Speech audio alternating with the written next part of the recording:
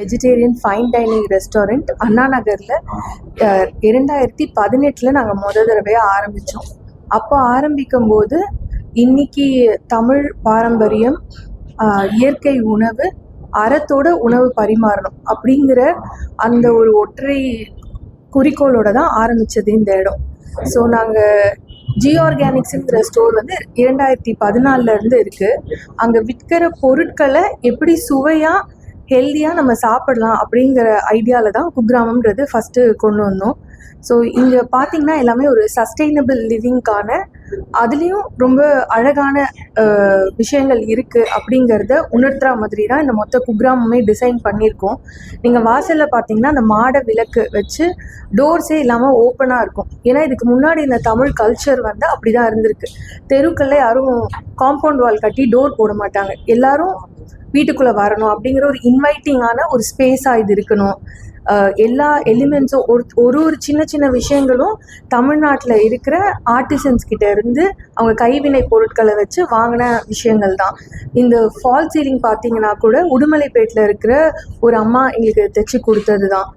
Lights கொண்டு எல்லாமே நாங்கள் ஆர்கானிக் ஃபேப்ரிக்கில் யூஸ் பண்ணியிருக்கோம். முடிஞ்ச அளவுக்கு பிளாஸ்டிக்கை தவிர்த்துருக்கோம். நாங்கள் சர்வ் பண்ணுற பிளேட்டு கூட கைவினை stoneware product, let free product. அது மேலே வாழையில் போட்டு சாப்பிடணுக்குள்ள அதுலேயே சாப்பிடலாம். எந்த நஞ்சும் உங்களோட ஃபுட்டில் சேராது. இது நம்ம க்ரியேட் பண்ணியிருக்க ஸ்பேஸ். இதை எல்லாரும் எக்ஸ்பீரியன்ஸ் பண்ணணும். பார்த்துட்டு உணவை ருசித்து பார்த்துட்டு எங்களுக்கு ஆதரவு தரணும்னு நான் கேட்டுக்கிறேன். இந்த குக்கிராமம் restaurant organic fine dining restaurant. இந்த மாதிரி first of its kind in Chennai. நீங்கள் வேறு எங்கேயும் எக்ஸ்க்ளூசிவாக ஒரு south Indian organic fine dine இல்லை. இன்னைக்கு ஓவராலாக இருக்க சென்னை மார்க்கெட்டில் this would be the pioneer in setting the standard.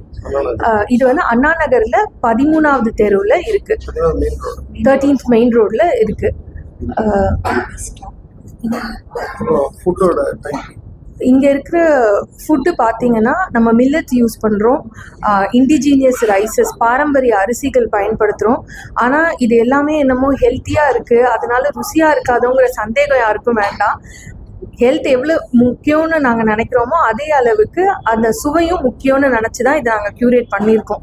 So இது யார் சுவைச்சாலும் இது நல்லா இருக்குது எப்படி பண்ணீங்கன்னு வேணால் கேட்பாங்களே தவிர இது ஏதோ பத்திய உணவு மாதிரி இருக்குன்னு யாரும் நினைக்க மாட்டாங்க. எல்லாரோட பேலட்ஸுக்கும் இது ஃபுல்ஃபில் பண்ணுற மாதிரியான ஒரு மெனுவாக தான் க்யூரேட் பண்ணியிருக்கோம். குழந்தைகள் தினம், சில்ட்ரன்ஸ் டே, அதை விட முக்கியமானது இன்றைக்கி என்னென்னா வேர்ல்டு டயபெட்டிக் டே.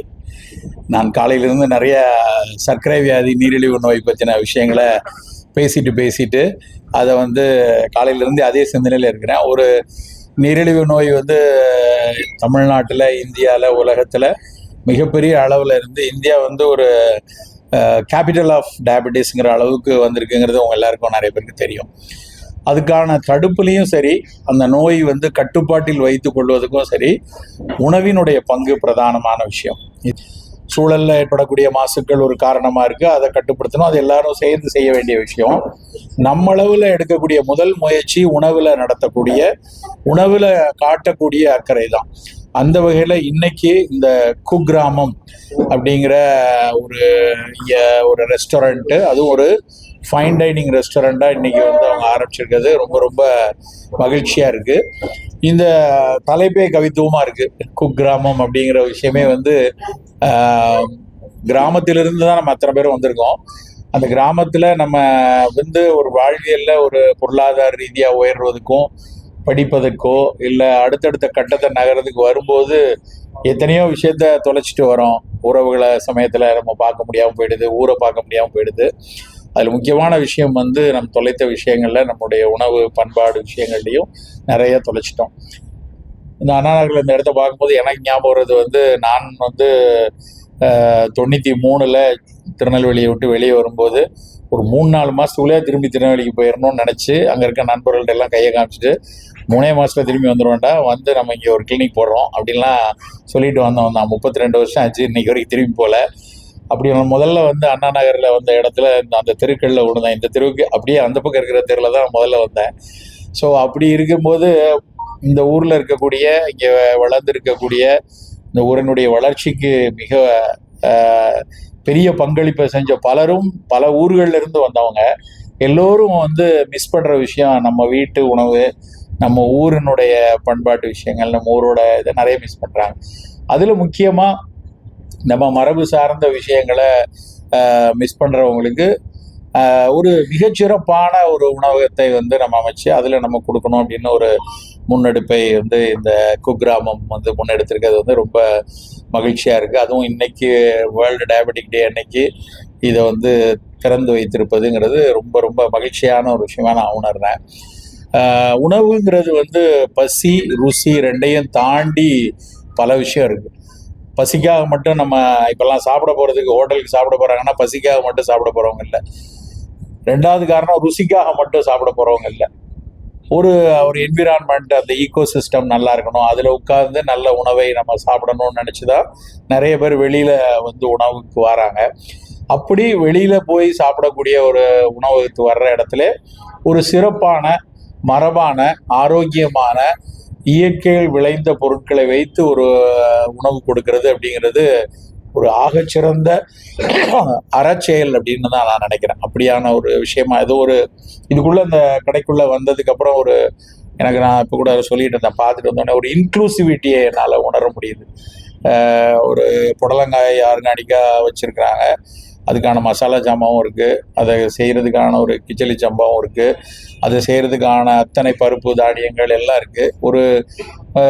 ஒரு மனிதனுடைய வாழ்க்கையில் நம்ம அன்னாடம் புழங்கக்கூடிய அத்தனை பொருட்களையும் ஆரோக்கியமான ஒரு விஷயத்தை வைக்கணும் அப்படிங்கிறதுக்காக அவ்வளவு மெனக்கெட்டு வேற வேற ஊர்களில் சோர்ஸ் பண்ணி அதை வந்து மிகச்சிறப்பாக சந்தைப்படுத்துதல் அப்படிங்கிறது வந்து ரொம்ப ரொம்ப முக்கியமான விஷயம். நான் அடிக்கடி சொல்றதுதான், வணிகம் வந்து ஒரு அறம் சார்ந்த வணிகமாக இருக்கணும். வணிகம்ங்கிறது வந்து அடிக்கடி நான் சொல்றது, profit is not a dirty word. Profit வேணும், எல்லாரும் அதில் தான் இயங்குறாங்க. ஆனால் அந்த வணிகத்தில் அறம் சார்ந்து இருக்கணும். செய்கிற பொருட்களில், செய்கிற உணவு கொடுக்கக்கூடிய விஷயங்களில் நல்ல பொருட்கள் கொடுக்கணும் அப்படின்னு நினச்சி அவங்க செய்கிறது வந்து ரொம்ப ரொம்ப பாராட்டுக்குரியதாக இருக்குது. அதுக்கு வந்து ரொம்ப கூடுதல் பலமாக நான் பார்க்குறது ராஜமுருகன் வந்து நாங்கள் வந்து சிறுதானியம் அதை வந்து மக்களுக்கு எடுத்துகிட்டு போகணும் அப்படின்னு நம்மாழ்வார் ஐயாட்ட முதல்ல பேசிகிட்டு இருக்கும்போது சிறுதானியத்தினுடைய பயன், சிறுதானியத்தினுடைய அறிவியல் விஷயங்களை நான் சொல்லும்போது அதை எப்படி சமைக்கலாம் என்று முதலில் கற்றுக் கொடுத்தது வந்து ராஜமுருகன் தான். அவர் தான் வந்து ஃபர்ஸ்ட் நல்ல சோறுங்கிற ஒரு அமைப்போடு அவர் வந்து ஒரு 2011 நினைக்கிறேன், நம்ம அந்த லோயலா கல்லூரியில் முதல் உணவு திருவிழாவை நடத்தினோம். அந்த உணவு திருவிழா நடத்தும் போது, அந்த உணவை கொடுக்கும்போது எங்களுக்கெல்லாம் ஒரு பயம் இருந்தது. நாங்கள் 2 அடிக்கடி பேசியிருக்கோம். அதாவது எல்லாரும் சாப்பிடுவாங்களா, எல்லாருக்கும் பிடிக்குமா அப்படிலாம். இல்லை டாக்டர், நல்லா பிடிக்கிற மாதிரி சமைச்சு கொடுப்போம் அப்படின்னு அவர் தான் சொல்லி எல்லாம் மண் பாத்திரத்திலேயே செஞ்சாங்க. அது ஒரு ரொம்ப பிரம்ம பிரயத்தனங்களாம் அதை நாங்கள் செஞ்சது அன்னைக்கு இருந்த அதில். ஆனால் அதை செஞ்சு நாங்கள் ஒரு 500 to 600 பேர் வந்து வருவாங்க அப்படின்னு நினச்சதில் 1500 பேர் அன்னைக்கு சாப்பிட்டாங்க. அன்னைக்கு அது வந்து முதல்ல ஒரு சிறுதானிய உணவும் மக்களால் ஏற்றுக்கொள்ளப்பட்டு அது பெரிய அளவில் தேடப்பட்டு கொண்டிருக்கிறது. அதுக்கு நம்ம தான் கரெக்டான ஒரு விஷயத்தை கொடுக்கலாங்கிற முதல் நம்பிக்கையை விதைத்தவர் வந்து ராஜமுருகன் தான். அதுக்கப்புறம் அவர் எழுதின நல்ல சோறுங்கிற புத்தகம் வந்து பல பேரும் உலகெங்கிலும் வந்து அது பேசப்பட்ட, உலகெங்கிலும் ரொம்ப உன்னித்து கவனிக்கப்பட்ட ஒரு புத்தகம் வந்து அவர் எழுதின நல்ல சோறு. அது வந்து பல மரபு உணவுகளை அவர் வந்து அழகாக செய்முறையோடு, அவர் வந்து உணவியல் கலையை வந்து முதுகலை படிப்பாக படித்தவர். ஆனால் படித்து ஒரு பெரிய பெரிய ரெஸ்டாரண்ட்டில் ஒரு இன்டர்நேஷ்னலாக ஒரு செஃப்பாக போய் இருந்துருக்கலாம். ஆனால் இன்னைக்கு வரைக்கும் வந்து ஒரு முழுமையாக நான் மரபு உணவுகளை நான் எடுத்து செய்வேன், அதுதான் என் வாழ்வின் லட்சியம்னு அன்னையிலேருந்து பண்ணிகிட்டு இருக்கிறாரு.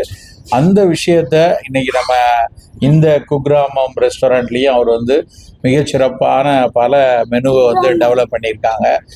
அந்த டெவலப் பண்ணியிருக்கிற உணவுடைய இதை அவர் வந்து எனக்கு சொன்னார், இதெல்லாம் நான் பண்ணியிருக்கேன், அதெல்லாம் இந்த மாதிரி உணவுகள்லாம் ரொம்ப ஆச்சரியமாக இருந்து நானும் வந்து அதை வந்து ரசித்து சாப்பிடணும் அப்படிங்கிற ஒரு சந்தோஷத்தில் இங்கே வந்திருக்கிறேன். அதில் நான் சொல்லணும்னு நினைக்கிற விஷயம் என்ன அப்படின்னா வந்து 2 விஷயங்கள். ஒன்று, நம்ம தினம் சாப்பிடக்கூடிய உணவில் பெரு அக்கறையோடு இருக்கணும். எல்லாருமே, எல்லா வயதினரும் எல்லாரும் அக்கறையோடு இருக்கணும். இது முதல் விஷயம். நம்ம வந்து நோய் வந்ததுக்கப்புறம் பார்த்துக்கலாம்னா நோயை கட்டுப்பாட்டில் தான் வச்சுருக்க முடியும். நோயை வந்து தொடச்சி எறிய முடிகிற அளவுக்கு வாழ்வியல் நோயே கிடையாது. சக்கரை நோயை முழுசா நாளையிலேருந்து சரியாயிடுச்சுன்னு யாராலையும் சொல்ல முடியாது. அதனால் நோய் வந்ததுக்கப்புறம் அதை கட்டுப்பாட்டில் வைத்திருக்க முடியும். நோய் வருவதுக்கு முன்னாடி தடுக்கிறது மட்டும்தான் இன்னைக்கு சாத்தியம் இன்னைக்கு அளவில்.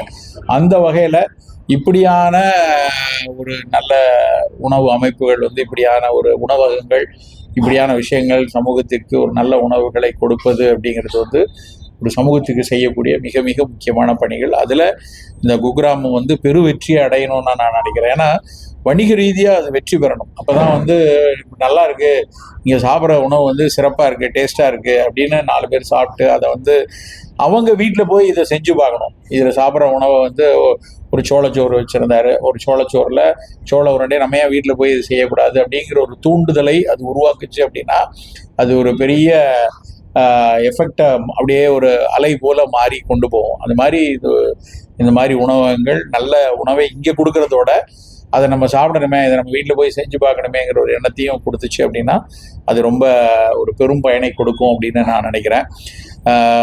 நாம் ஒரு நோயற்ற சமுதாயத்தை உருவாக்குவதற்கு சூழல் மிகச்சரியாக இருக்கணும். இன்னைக்கு சாப்பிடக்கூடிய உணவுகள் எல்லாம் நச்சுள்ள ரசாயனங்கள் கலவைகள் வந்து அங்கங்கே வரக்கூடிய சாத்தியங்கள் நிறைய இருக்கிற நேரத்தில் முடிந்த வரைக்கும் இந்த மாதிரி ஒரு ரசாயன கலப்பு இல்லாத ஒரு பொருட்களை வந்து மக்களுக்கு அறிமுகப்படுத்துறதுங்கிறது ஒரு பெரிய அறச்செயலாகப்படுகிறது. அந்த வகையில் இந்த ஜி ஆர்கானிக்ஸும் சரி, இந்த குக்கிராமமும் சரி ஒரு நல்ல விஷயத்தை முன்னெடுத்து கொண்டு வந்திருக்காங்க. இது பெருவெற்றியை பெறணும் அப்படின்னு நான் நினைக்கிறேன். தொடர்ச்சியாக இங்கே மட்டும் இல்லாமல் தமிழகத்தினுடைய பல்வேறு இடங்கள்லையும் கிளைகளை பரப்பணும். நிறைய இடங்களில் ஒரு ஃப்ரான்ச்சைசி மாடல்லையோ இல்லை ஒரு பிரான்ச் அவுட் பண்ணி கொண்டு போய் நல்ல உணவுகள் தமிழகம் எங்கும் இந்தியாவெங்கும் இது கொண்டு வரணும் அப்படின்னு வாழ்த்துக்கிறேன். நன்றி. இன்னும் தான் சொல்லணும், ராஜமுருகன் நீங்கள் சொல்லுங்கள், ஏன்னா அவர் தான் அதனுடைய படைப்பு கர்த்தா. வணக்கங்க. நம்ம இது எல்லாமே நம்மளை மரபு உணவுல இருந்து எடுக்கணுங்கிறதுக்காக மரபு உணவு இன்கிரீடியன்ஸ், அதாவது அந்த செய்முறையும் அங்கிறதே தான் எடுத்தது. முடவாட்டுக்கால் சூப்பு, மஞ்சள் பூசணி சூப்பு, அந்த மாதிரி குலசாமையில சாலட், பச்சைப்பயிறு கஞ்சி, மலைக்கஞ்சி, உளுந்தங்கஞ்சி, நரிப்பயிறு வடை, சேனை நீல வறுவல், உப்பு உருண்டை, மருந்து குழம்புங்க, கொங்கு நாடு வெண்டைக்காய் மோர் குழம்பு, கொங்கு நாடு பட்டி குழம்பு, இந்த மாதிரி நிறைய விஷயங்கள் அந்தந்த ஊர்ல இருந்து எடுத்துட்டு வந்து இதெல்லாமே ஒரு மாதிரி மெனு நல்லா எனக்கு ரொம்ப பிடிச்சது என்னன்னா, நான் ரொம்ப டீட்டெயிலாக உள்ள படிக்கல, அவர் அனுப்பியிருந்த இதெல்லாம் நான் பார்த்தேன். ஒவ்வொன்றும் சோழ நாடு, பாண்டிய நாடு, ஒவ்வொரு ஊரில் அந்த காலத்தில் பிரிச்சிருந்த அந்தபடியும் போட்டிருந்தாரு. அப்புறம் ஊராகவும் போட்டிருந்தாரு. எந்த ஊர், இப்போ காரைக்குடியில் உள்ள செய்கிறது ஒன்று, நாஞ்சில் நாட்டில் செய்யக்கூடிய ஒரு விஷயம். ஸோ எல்லா மரக்கறி உணவுகளில் ஊருக்கு ஊர் ஒன்று பிரசித்தி பெற்றிருக்கும். அந்த விஷயங்களை பண்ணியிருக்காரு. அதை விட இன்னொன்று என்னென்னா, ஒரு சிலருக்கு வந்து இந்த சிறுதானியம் மரபு அரிசிகள் அப்படின்னாலே ஏதோ கஞ்சியும் கூழும் காய்ச்சி கொடுத்துருவாங்களோ அப்படின்னு ஒரு ஃபீல் இருக்கும். ஆனால் அப்படி இல்லை.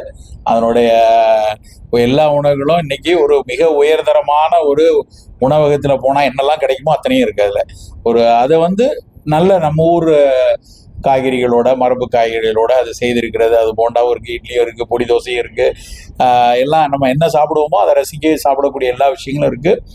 கூடுதலாக நான் அடிக்கடி சொல்லதான் 6 சுவையும் இருக்குது, கூடவே அக்கறை என்கிற 7ஆம் சுவையும் சேர்ந்துருக்கு. அதுதான் இதனுடைய ரெஸ்டாரண்டோடைய தனித்துவமாக நான் பார்க்குறேன். நம்ம எல்லாமே எல்லா ரெஸ்டாரண்ட்லேயும் இருக்கக்கூடிய விஷயங்கள் தான். ஆனால் அதில் கொஞ்சம் கொஞ்சம் துளி அக்கறைகளை கூட்டி அவங்க செஞ்சுருக்காங்க. ராஜமுருகனை பற்றி அவர் ரொம்ப அதிகம் பேச மாட்டார், எல்லா இடத்துலையும் இப்படி தான் அவர் பேச மாட்டார். ஆனால் அவருடைய செயல்பாடை வந்து நான் உன்னிப்பாக பல நேரங்களில் கவனிச்சிருக்கேன். அதுவும் நாங்கள் இப்போ இன்னொன்று ஞாபகம் இருக்குது. அதாவது எஸ்ஆர்வி பள்ளியில் திருச்சியில் வந்து 10,000 பேருக்கு ஆர்கானிக் ஃபுட்டு கொடுக்கணும்னு பிளான் பண்ணோம். அதெல்லாம் சாத்தியமா அப்படின்னு சொல்லி ஒரு பெரிய கேள்வி இருந்தப்ப செய்வோண்ணே, நம்ம கண்டிப்பாக பண்ணுவோன்னு பெரும் உணவு கலைஞர்கள் அவர் கூட்டு வரல. ஊரில் இருந்து அவரோடு சேர்ந்து பணியாற்றிட்டு இருக்கிற விவசாய தொழிலாளிகள் நிறைய பேர், அதில் இருக்க அம்மாக்கள் அத்தனை பேரையும் ஒரு 150 பேரை பஸ்ஸில் கூட்டு வந்து ஒரு 10,000 பேருக்கு சமைச்சு கொடுத்தோம். அந்த நினைவு இப்போவுமே என் கண்ணுக்குள்ளே அப்படி இருக்குது. இதெல்லாம் வந்து அப்போல்லாம் நாங்கள் பேசுவோம், இதெல்லாம் நிறைய வரணும், பல இடங்களுக்கு வந்து எடுத்து பரவலாகிட்டு வரணும் அப்படின்னு. அங்கங்கே நிறைய வரவும் செஞ்சுருக்கு. அது நிறைய ஒவ்வொரு ஊர்கள்லேயும் இந்த மாதிரியான முன்னெடுப்புகள் வந்திருக்கு. அந்த குக்கிராமத்தில் வந்து அவங்க ரொம்ப கவனமாக ஒரு ஃபைன் டைனிங்கில் நகர்ப்புறத்தில் ஒரு பெருமக்கள் நிறைய பேர் வரக்கூடிய இடத்துல அவங்க விரும்பி சாப்பிடக்கூடிய விஷயத்தை அவங்க இப்போ வந்தோடனே ஒரு பானகம் கொடுத்தாங்க. அந்த பானகம் கொடுத்ததுக்கான அந்த ஒரு குவளை இருக்கு இல்லையா, அந்த குவளையே அவ்வளோ அழகாக இருந்தது. அது குடிச்சு முடிக்கிற வரைக்கும் அந்த குவளை அழகாக இருந்தது. நான் அப்படியே நடந்து வரும்போது எதில் அவங்க பரிமாறுறாங்கலாம் பார்த்தேன். அந்த பரிமாறக்கூடிய சட்டிகள், பாத்திரங்கள், அதில் இருக்கக்கூடிய பொருட்கள் எல்லாத்துலேயும் ஒரு சின்ன கலைநயமும் மரபு நயமும் இருக்குது. நம்ம வரக்கூடிய இப்போ ஒரு இடத்துல சாப்பிட்றோன்னா, உணவகத்தில் போய் சாப்பிட்றோன்னா வெறும் அந்த பொருள் மட்டும் இருக்காது. நமக்கு மனசுக்கு பிடிச்சவங்களோட நம்ம குழந்தைய கூட்டு வந்து சாப்பிடலாம், மனைவியோட இருக்கலாம், யாரோ ஒரு நண்பரோட உட்காந்து சாப்பிடலாம். அந்த சாப்பிடக்கூடிய இடமும் வந்து எல்லா இடமும் சுற்றி சுற்றி அது எங்கேயோ ஒரு ட்ரெடிஷ்னல் டச்சோடையே இருக்குது. அப்படியே அங்கங்கே வந்து நம்ம ஒரு செட்டிநாட்டு தூண்கள் இருக்குது, கீழடியினுடைய முகங்கள் அங்கங்கே இருக்குது, மர வேலைப்பாடுகளோடு இருக்குது. இதெல்லாமே ஒரு இந்த கலைநயங்கள் வந்து இதெல்லாம் சேர்ந்து தான் பசியாற்றும். வெறுமன இட்லியும் சோளமும் தோரியும் மட்டும் பசியாற்றாது, இந்த இடமும் பசியாற்றும். அப்படி வகையில் அமைக்கப்பட்டிருக்கிறது எனக்கு ரொம்ப பிடிச்சிருக்கு. தேங்க்யூ.